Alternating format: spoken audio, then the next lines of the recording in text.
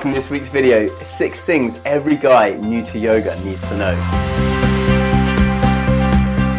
Hey everybody, it's Kalymnios here from ThoughtGym.com, here helping you become the best superhuman leader you possibly can be. In this week's video, this is really my shout out to the guys.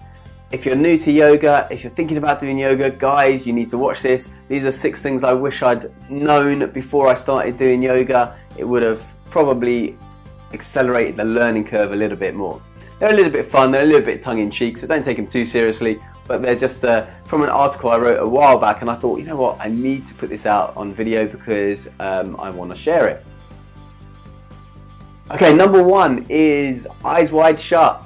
That means close your eyes from time to time when you're doing yoga, especially if you're in one of those positions where you're doing downward dog, the girl behind you maybe is doing upward dog, your gaze is going somewhere where maybe it shouldn't be, and not to say that's an intentional thing, of course, and I'm sure no one notices, but I just think, just to keep things nice and internal to you, if you close your eyes, everybody's happy and it doesn't look like you're staring at anything or doing anything. Not that anyone really thinks that, I'm sure, but it might just be, especially if you're new to yoga and you're not really familiar with the ethos, I guess, of the whole thing, where, you know, none of yoga is anything like that, at least not in my experience in the classes.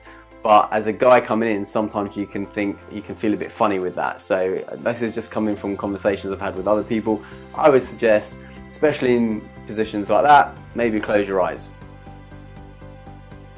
Number 2, following on from that, kiss my asana. Sometimes we go into poses, we have to straddle the legs, we turn to one side and we bend over, and you find yourself head first in someone else's butt. My advice, stagger yourselves. Look at the person who's in front of you. If they're staying in the middle, then maybe you go to the right or left slightly. If they've already gone to the left, you go to the right. It will give yourself a lot more space. It will save that embarrassing part, especially if you're stacked together in a class, although usually a teacher who knows what they're doing will help accommodate that. But just make sure you stagger yourself so that you're not putting your face in anyone else's butt. Number 3, catching an eyeful. What does that mean? Well, you know, yoga, there's lots of different moves. There's lots of twisting, there's lots of legs in the air, all sorts of crazy stuff that maybe you're not used to. Maybe you're someone that wears very loose shorts, and I would say choose your clothing well.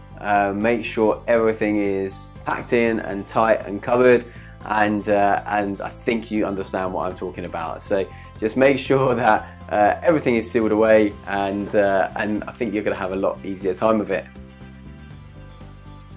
Number 4, don't let it all out. That means, you know, yoga, you tend to do lots of twists, do lots of turns, and let's be honest, sometimes people want to, or they do, fart, okay? There will be foods, most likely, that create more likelihood of you wanting to fart.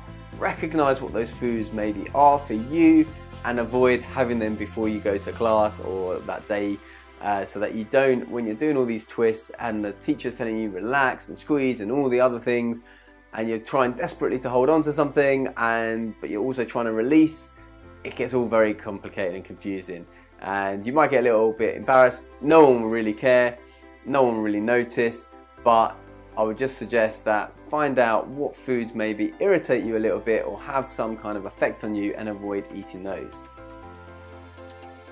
Okay, number 5, guys, forget the bar. Okay, this is totally tongue-in-cheek, obviously. When I first started getting into yoga, I was the only guy in there for 8-9 months. Okay, all these other guys outside on the gym floor, pumping iron, wanting to look good for women, going out to bars to meet them. Hey, they're just in the next room.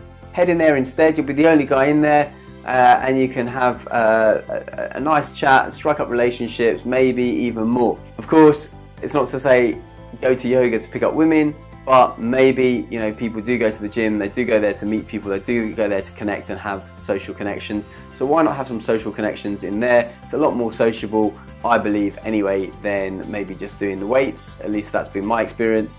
And you never know, you might get to meet someone as well.